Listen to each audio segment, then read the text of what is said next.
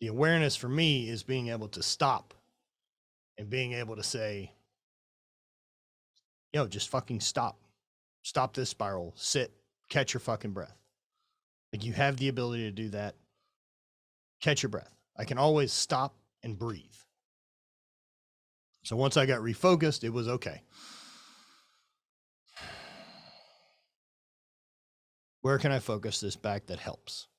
Because me thinking about this spiral and being frustrated that this was done or blah, blah, blah, or why isn't this, and no one, whatever, that shitty fucking voice that pops up that is never helpful. That dude that lives in scarcity, that dude, that part of me that's still frustrated about this, the part of me that still wants all these things should work because I did this. I don't fuck give a shit. Any of that kind of spiraling, speak to anybody. You know, a few things start kind of going in the morning, and next thing you know, like, you're just out of rhythm with the universe, and it's like, oh, cool, I managed to also spill my coffee. I managed to fucking do this. I managed to do that. How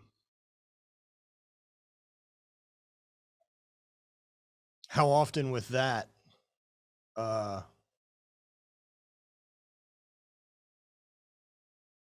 often with that do you let that frustration get out of control and leak onto someone else? JP. What up? What up, bro? Hey.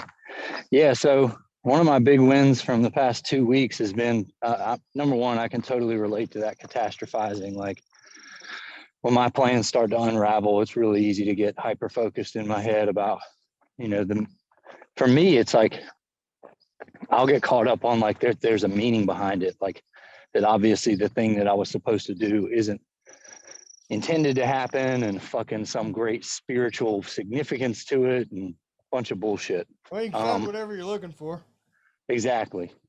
And I had a huge win last Wednesday when we were 45 minutes into a trip to go out of town for a week, towing our camper, and our truck caught on fire.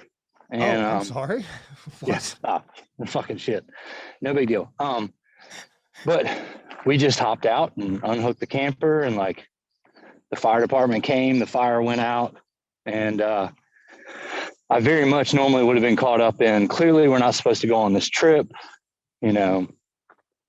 And then, you know, Julie and I were talking about it, and it's like, we fucking own 2 trucks.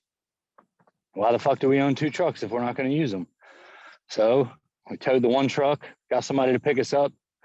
Julie picked up the other truck. We hooked it up to the camper and fucking went to Tennessee. And we got about another hour down the road, and even Julie recognized for me, like, shit, that's the first time that shit started unraveling, that you just, like, I just took out a chair, put out the awning, grabbed a water, sat and waited for the tow truck guy, like, fucking hanging out on the side of the highway at my camper.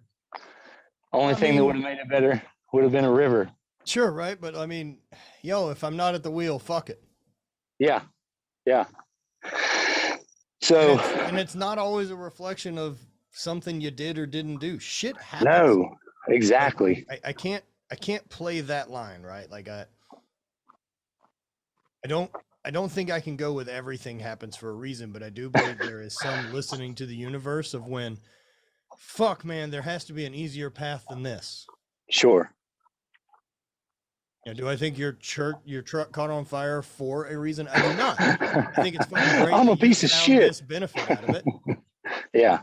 You know, but it's really easy, man. We know plenty of people who would do that. This always happens when I try to do something.